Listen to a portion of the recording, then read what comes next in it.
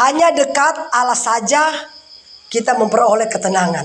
6 hari yang lalu keluarga mendapatkan berita orang tua atau saudara yang dicintai telah dipanggil pulang oleh Yang Maha Kuasa.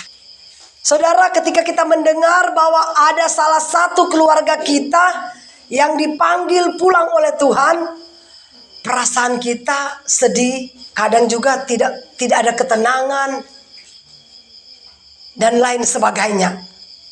Tetapi Alkitab mengatakan, kenapa ketika kita mengalami masalah, perasaan kita atau hati kita ini selalu tidak tenang. Tetapi Alkitab cuma katakan, ketenangan itu tidak bisa kita temukan kepada istri kita, suami kita, anak kita, sanak saudara kita.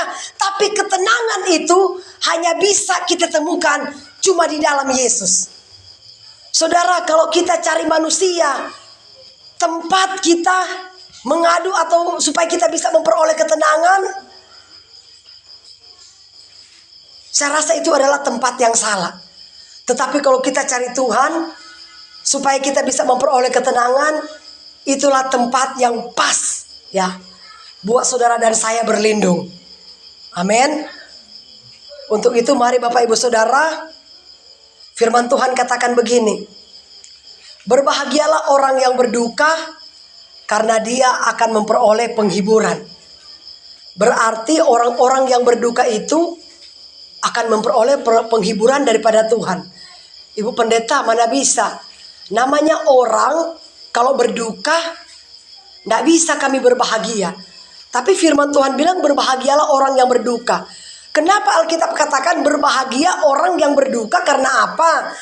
Karena ketika kematian itu menjemput kita, kenapa kita harus berbahagia? Karena kita dibebaskan dari apa?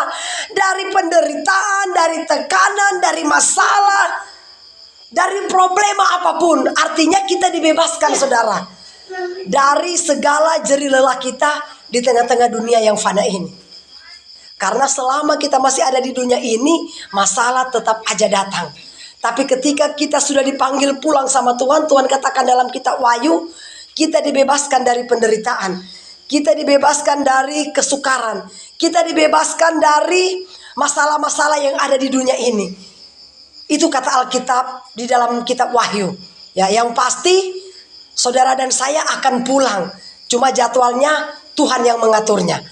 Alkitab katakan jangan pernah kita berlarut-larut dalam kesedihan seperti orang yang tidak punya pengharapan. Tapi mari kita memiliki pengharapan hanya di dalam Yesus. Mendekatlah kepada Tuhan karena hanya Tuhan yang sanggup memberikan ketenangan bagi orang yang berduka atau bagi orang-orang yang mengalami masalah apapun. Amin. Tuhan berkati kita.